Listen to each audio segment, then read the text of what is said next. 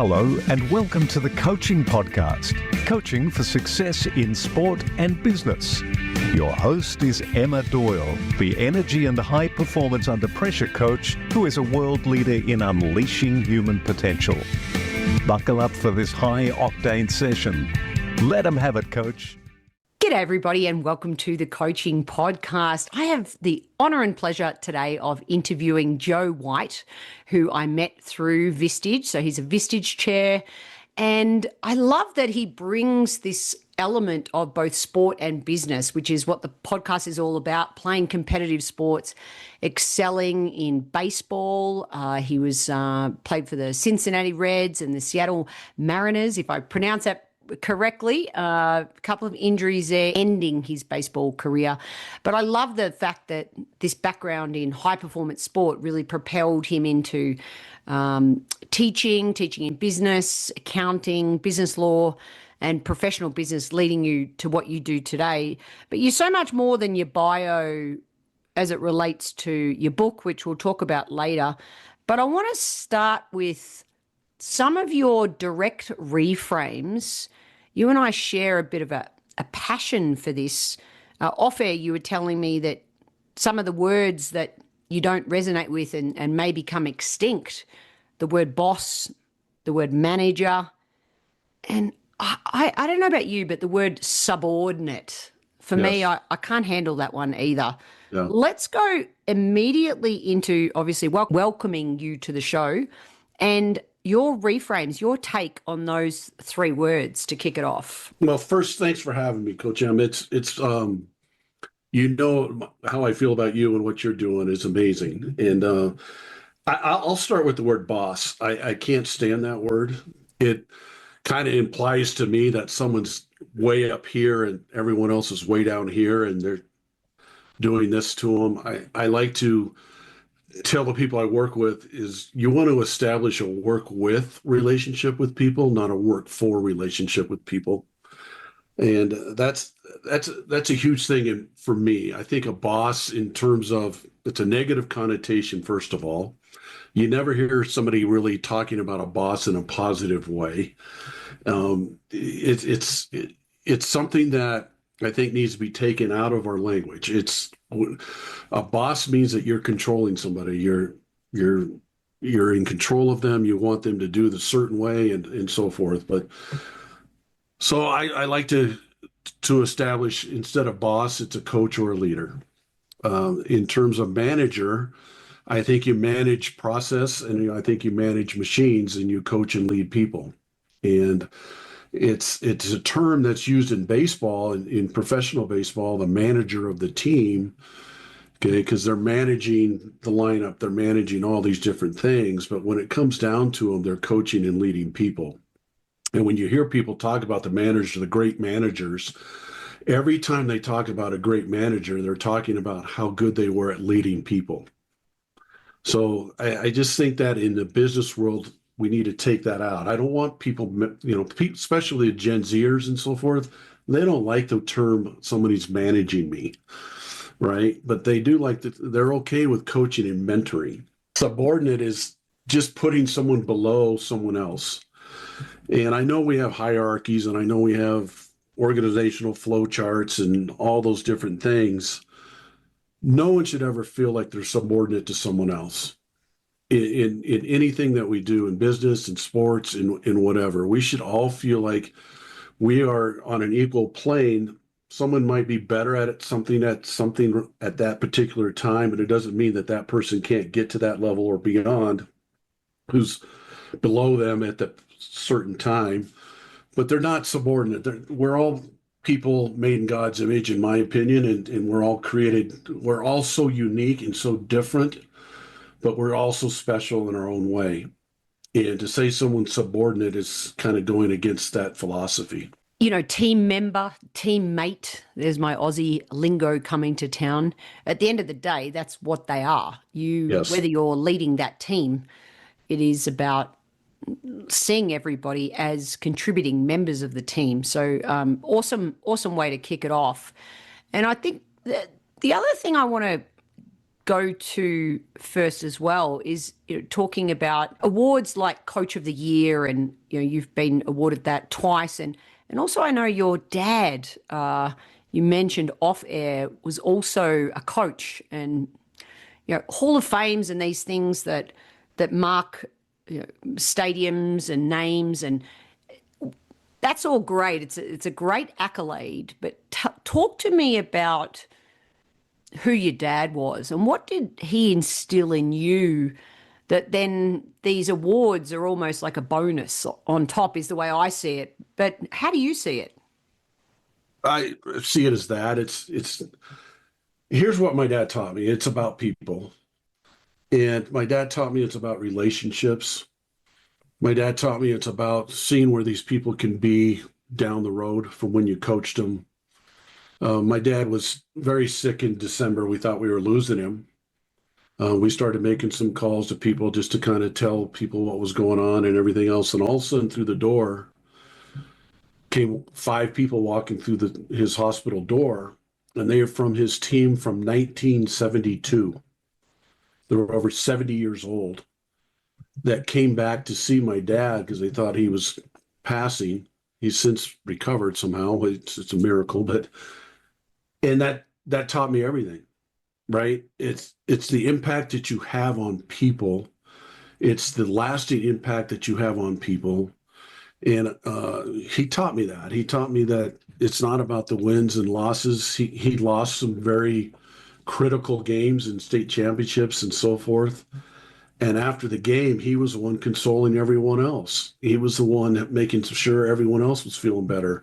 And he was the one who was looking around and being positive and just being thankful that he had an opportunity to be there and to be there with those kids and be there to coach those kids. And it taught me a lot more than just wins and losses. It's not about the wins and losses. It's about the relationship with people. And he's an amazing human being. He's my hero.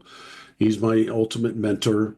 He'll leave a legacy. He's left a legacy. He's going to leave a legacy that's never be broken. And he's got a wild story of growing up and so forth, but it's all about how selfless he is and how selfless he is to others is really the main thing. Mm. Well, it's awesome that you fortunate to have that upbringing. Amazing. So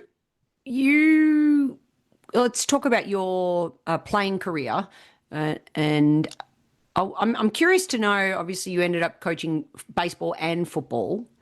So I'm curious about, was that something when you were growing up, did you have to choose between the two sports? And did your dad coach you?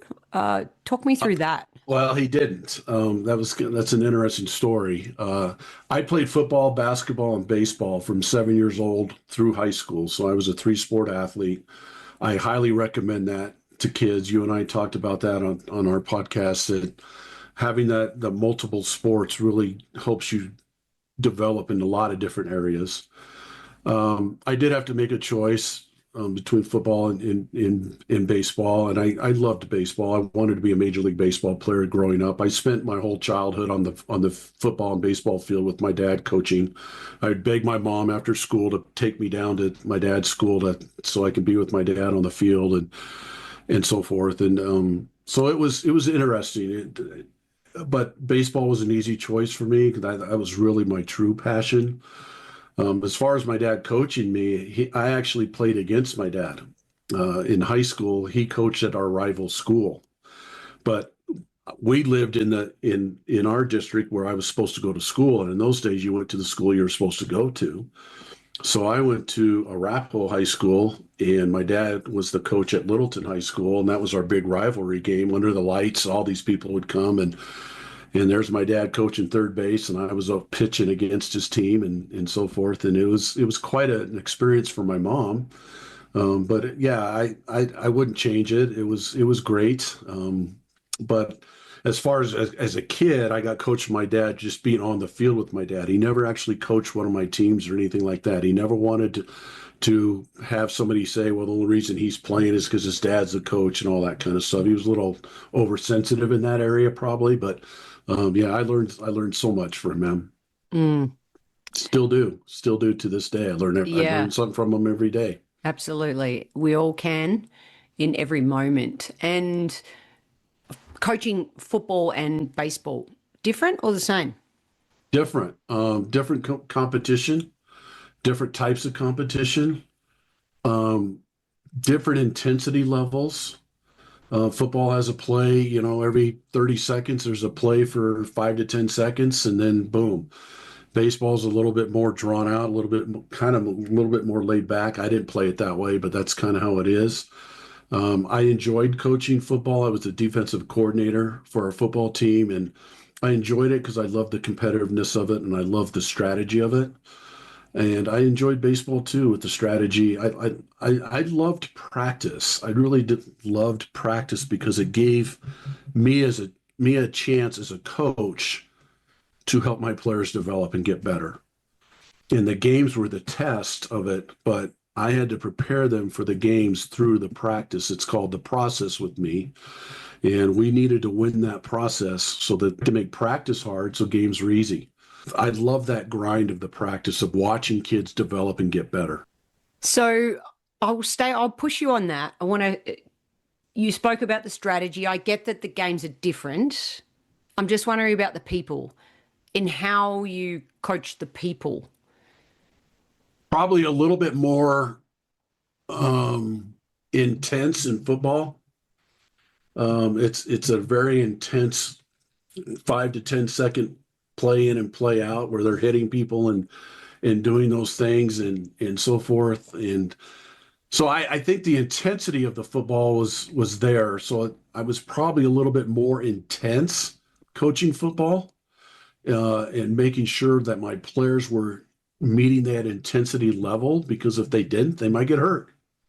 Realistically, out on a play, if they're not playing with a lot of grit and determination and resiliency, they could get hurt. And they needed to keep playing and keep getting better at it and so forth.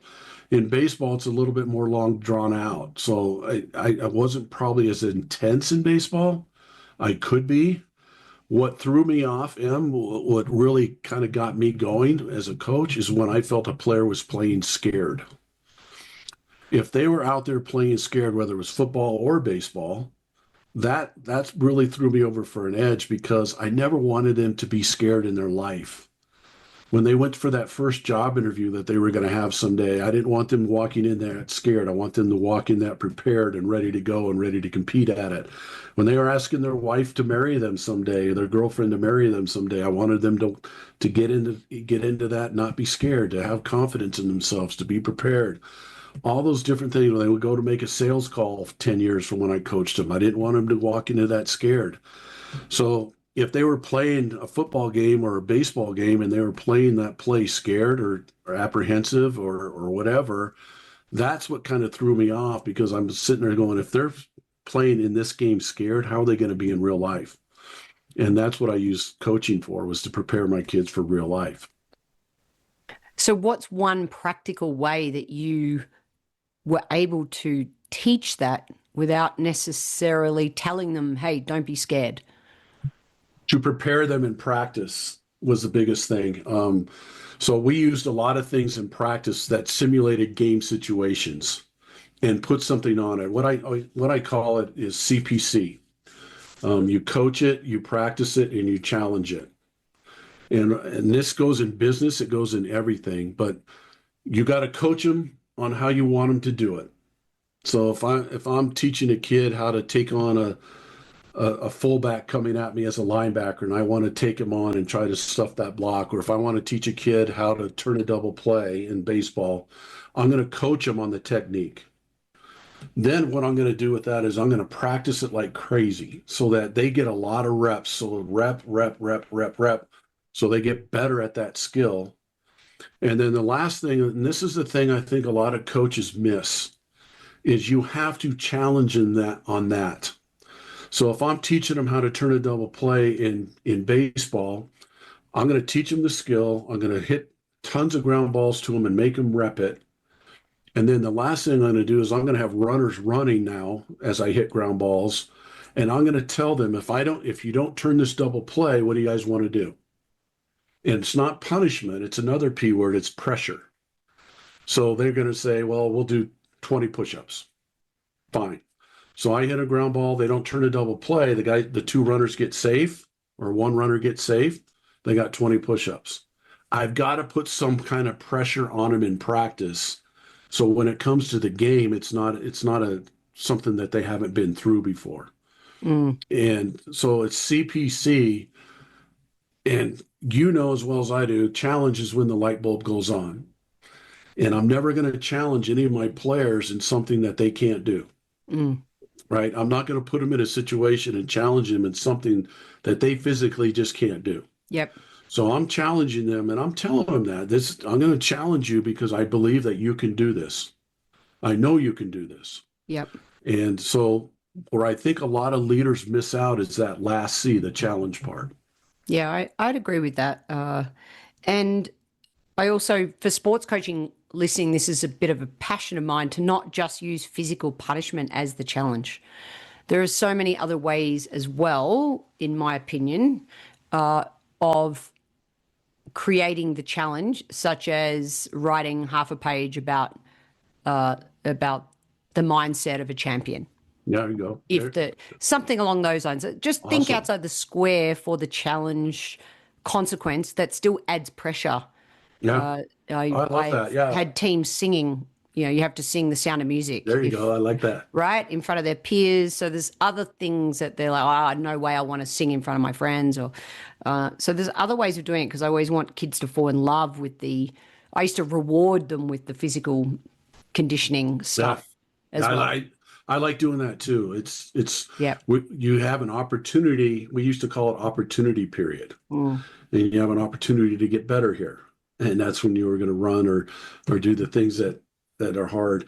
That's why that's such a good point, and that's why I liked for them to choose the pressure, right? Because now they own the pressure. I'm not sticking that pressure on them. Nice. It's like they own the pressure. I don't want to own the pressure. I want them to own it. So what do you guys want to, I would ask them, what do you want to do for pressure? And I'm going to use that next time. I'm going to say, okay, here's some things beyond those things. Here's, sing a song or. Yep. Give them a list. Yeah, list of 10 things and then open up. I love that too. So even though we've been talking baseball and football and, your dad and the impact on building that relationships, everything we're talking about really does relate to business. And I'm curious about the recent leadership opportunities in education you have done. The Energy Bus is a great book that I've read, and the whole positive leadership, the science behind it, and what you've recently become qualified in as could you tell us more about what you did, why did you do it, and what was some of the outcomes of your study? Yeah, so I got certified through John Gordon in the Energy Bus, the Power of Positive Leadership, and the Power of Positive Teams to be a speaker and trainer in those things. And it's really allowed me to, I really connect with John Gordon and his teachings and his thought processes with this. So it's allowed me to connect with that and use my stuff too. And I believe in it. I believe in it fully. You and I have talked immensely about this. I think the number now is 69% of Americans are disengaged at work. And I know about 85% of those 69% say it's because of the leadership they work for. And that bothers me greatly. And it bothers me greatly that people are going to work every day and they don't want to be there. And they have to spend 8 to 12 hours there and so forth. So I'm going to try to do my part in helping leaders understand their responsibility in this and understand how to become better and how to become better as people. And John Gordon is one of the first books I read, The Energy Bus, when I was kind of retiring from teaching and coaching. And it just really resonated with me and it really fit my thought processes. And so I took the leap and did some study and did some classes on it and became certified. And now I can go out and speak on those things. Plus, I do a lot of speaking on my book and purpose and passion and so forth. And so, yeah, it's been a good mixture. And the more I can learn, the more I can keep growing in all this, That's why I love listening to you, and listening to your workshop is amazing. It's just, you just keep learning and growing and progressing through this so that we can help and serve people. Absolutely. Give me a gold nugget from the training. Like, what's one thing that you either live by, or a tool, something practical that coaches listening to this could glean from your study? Yeah, one of the things from the John Gordon studies that I've been doing is, we've all heard the word tough love, and John Gordon likes to turn that around. And he says it's love tough. So basically, what you do first is you care and love your people. They understand that you care and love them. Now you can challenge them. Now you can be tough on them. Now you can, push them. Now you can get them to the next level by challenging and pushing and doing the things you need to do to get them to that next level. So But good. and I really resonated with that. I was, I because love it. we've heard the term tough love for our whole life, right? And it's like, no, he flips it, and it's love tough. Love them first, and then be tough on them, or if you So have good. to. So So good. Thank you. That's yeah, 100% what I knew there was something there. I had to unpick that one. yeah, That's it's so good. good. The other It's one I really good. really like, because of course your podcast is called the People Progressing Podcast, in the fact that we're continuously progressing. Your book with the 3 Ps: purpose, passion, and perspective. And a lot of people know what they're passionate about, and this is my experience as well. Like, I'm passionate about this. A lot of people need help unpacking their purpose. That's a little bit more to find that higher purpose, but really, really important. So let's say they've got the passion, they've got the purpose. And then you talk about this concept of imagining arrows just Yeah. pricking into that. And not every day, even I wake up and go, oh my goodness, I'm so on purpose with my passion and everything's in flow. Yeah, it happens, but even I struggle with that from time to time, those arrows piercing the negative self-talk, etc. So talk to me about your concept around that, as it relates to a practical tool that we can use to with your third P. I'm super curious on, why did you even put perspective in the book title, and then explain the arrow concept. If I ask people what their purpose is, most people can take 1 to 5 minutes and tell me what their purpose is. And sometimes we have to help them unpack that, like you said.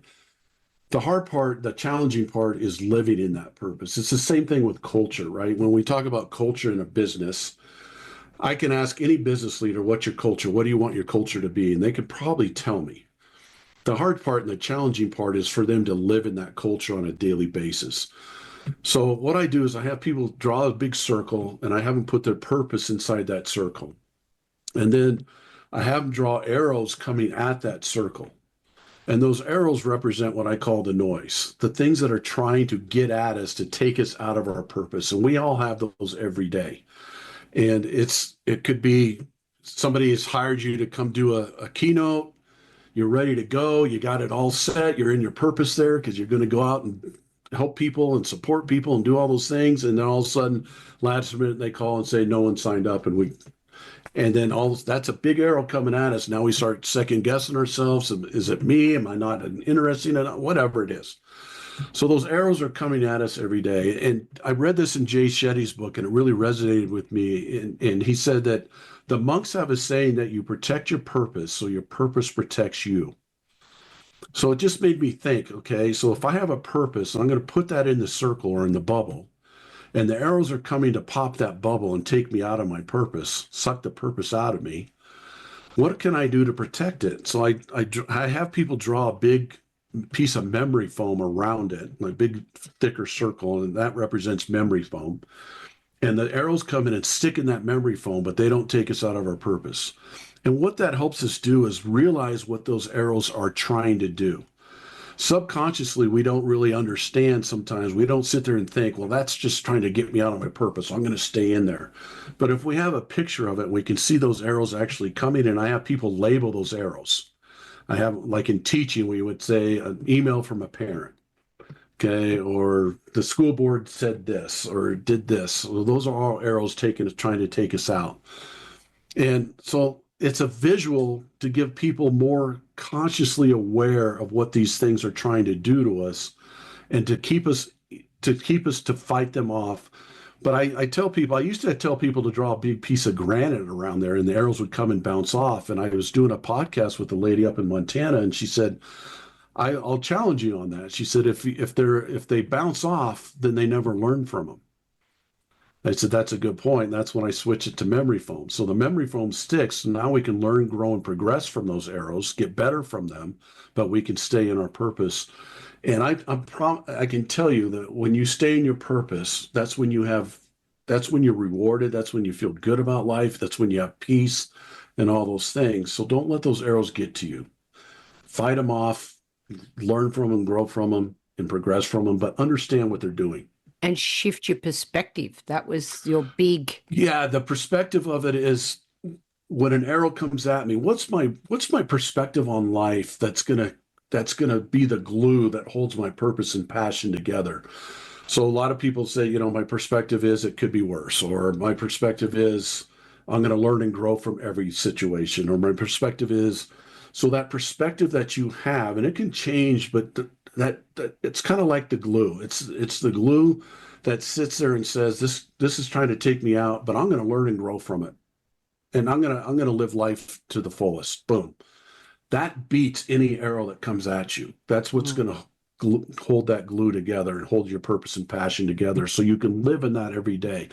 My job is to help people learn and grow and keep living and help them stay in that purpose and passion every day so they enjoy life. We only get to do this once. And when you're in that purpose and passion, when you're out giving your workshop, you're in that circle all day, all 3 hours, man. And you're just loving life to its fullest. That's what I want to do, is keep people in there. Yeah, absolutely. So in 1 to a maximum of 3 words, what do you think makes a great coach? Care. They care about their people. They inspire their people, and they leave a lasting legacy with their people. So what legacy do you want to leave? I want to leave a legacy where my players, or the people I coach now, have a lasting legacy on the people that they're coaching, the people that they're leading. I ask people every time when I'm working with my business leaders now, I ask this question: 20 years from now, if I went to the people that you were leading and I asked them who's been inspirational in your career and in your life, do you think they'll say you? Do you think that you'll be one of the people they mention? And if not, why? And I want them to be one of those people that inspires and helps people. And that's why I coach, is to help others do the same. When I coached, my goal, I didn't judge the success of our baseball program or our football program by how many state championships we won or anything like that. I judge it by how many relationships we built that we still have 20, 30 years from when we built it. So if I coached a kid when he was 18 and he's now 38, do I still have a relationship with that kid? Is that kid still call me? Does he ask me to does he let me know when his wife just had a baby, or whatever those things are? That means that I had a piece of a good thing of their life. And that's what I really want to be as a coach. I want to be a good piece of their life, a good thing that they can look on and be happy about, positive about. Yep. Well, you described yourself as an ideas man. So I'm just wondering, what idea do you have for the future of leadership that sort of keeps you awake at night, that you go, oh, this is something that I need to share with the world? Yeah, it's such a great question. It's about people. It's about helping people learn. It's about helping people keep growing. And it's about helping people keep progressing in their life, taking that next step forward. The only way that we're going to progress is to take the next step, small step, big step, whatever step it is. It's a step forward.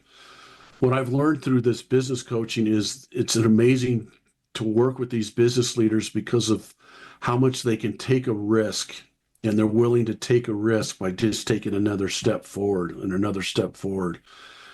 And I want people to enjoy life, and I want people who are leading people, so business owners, CEOs, presidents, and so forth, to realize the responsibility they have in helping their people enjoy what they do on a daily basis, to feel like they have a true purpose to come to work.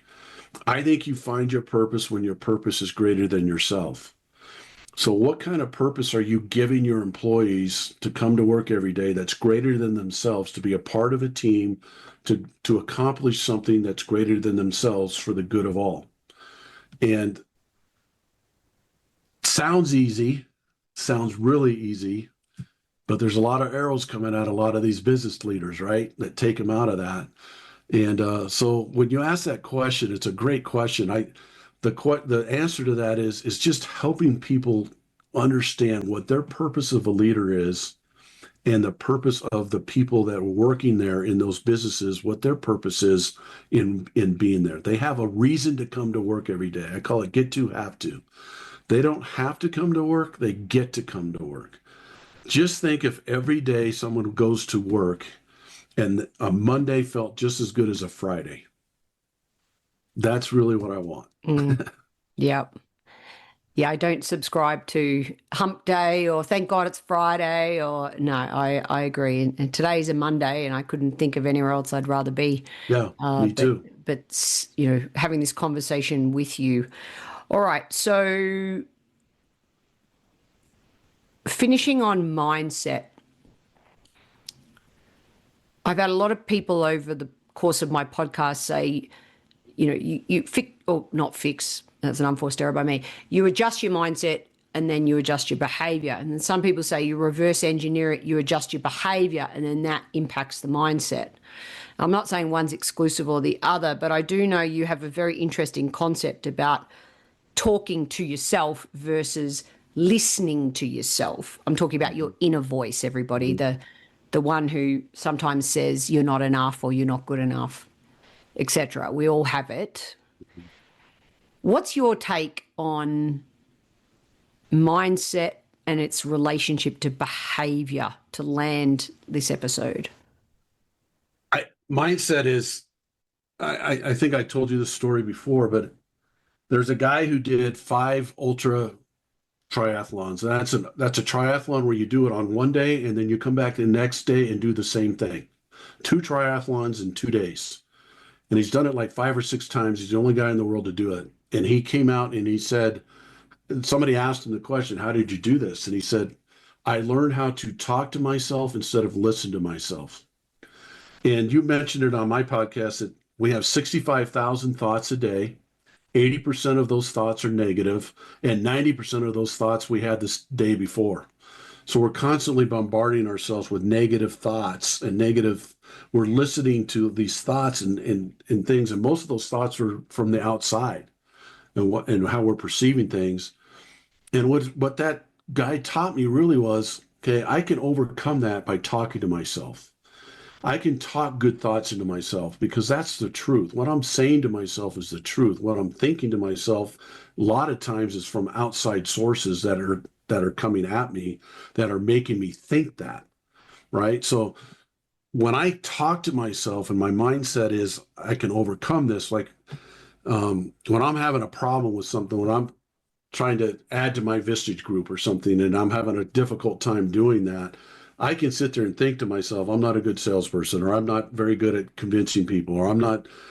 But I can also sit there and say, you know what? You are very good at that. You've done it before. You can do it again, and you're going to do it again. Now, which one would you rather live life by? And it's a choice, right? The superhuman power that we have is the power of choice. So I can choose to listen to those 80% negative thoughts out of the 65,000 thoughts I'm going to have today, or I can start training myself and getting better at it and training myself to get better at out talking those thoughts.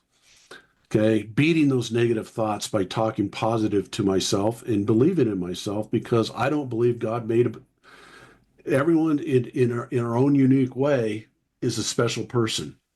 That's how we were made. But we think ourselves the other way. But if we talk ourselves and believe in that, I think it's really powerful. Yep. And I would just add to that, coaches listening to this, I don't think it's one versus the other. I think always think about who's in front of you to know whether change the behavior first and then the mindset will follow, or adjust the mindset and then the behavior will follow. So for what it's worth, that's my take on it. And I think it fits nicely with your arrow concepts of, of course, we all have these thoughts, even you and I, right? We're being honest. And so we need to find what's going to be the most effective for us to think big, start small, move fast. It was a keynote I did about 2 years ago, but I'd almost forgotten that. You triggered me to remember that, the title of that keynote, because it's what we want for all of us, is to think big, dream big, have the vision out there, start small, take action. It might be just changing one thought and then move fast. Right. So it's about the process, right? Yeah. When you talk about your vision, you talk about, people talk about vision, talk about goals. Those are awesome. I think those are great. But if you don't set up the process to get there, in what I call win that process. So if you set up a process to get to this goal, but during the time you're in the process, you cheat it. So you don't do something you're supposed to do in the process. You cheat the process. Now, if you don't get the goal or you do get the goal, you're probably still going to have some regret because you cheated the process, right? But if I win the process, I do everything I'm supposed to do to get to that goal, and I come up short of that goal, I'm probably not going to have regret because I did everything I possibly could to get to that goal. Yep.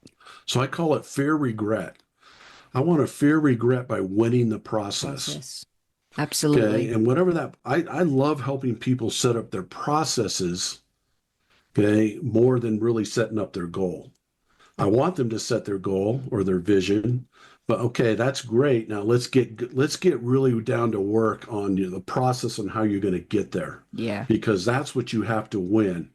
And most of the time, if you win the process, you'll probably win the goal. Absolutely. So that's huge for me. It's win the process and fear regret. Our job as leaders is to help people not have regret later on. Yeah. Absolutely. CoachJoeWhiteConsulting.com. I appreciate you. I appreciate your wisdom. Amazing. Please check out Joe White's Vistage. He leads a life of climb. That's, of course, the Vistage tagline, and I'm a Vistage ambassador. Big fan. Shout out to Chris Noonan, who it's the first time I got to meet Joe. Was with Chris as well, and some pretty amazing chairs out there. Joe White, you being one of them with your coaching and teaching background. I appreciate your care, your inspiration, and of course, leading a life of legacy every time we get out of bed. Thank you for being on the Coaching Podcast. Well, thank you so much for having me. It's been great, and it's been great getting to know you. The work you're doing is amazing, and people, if you haven't been to one of her workshops and so forth, hire her, bring her in for a workshop, because they are life-changing workshops that make people think, they make people grow, and they make people better. Yeah. And just amazing work what you're doing. I appreciate you so much. Right back at you. Thank you so much, and we appreciate you all for listening. The Coaching Podcast is sponsored by Transition Coach for Athletes, a global coaching, mentoring, and U.S. college sporting scholarship placement service. The service helps athletes navigate the often challenging world of choosing your best college fit while maximizing sports performance. Visit www.transitioncoachforathletes.com.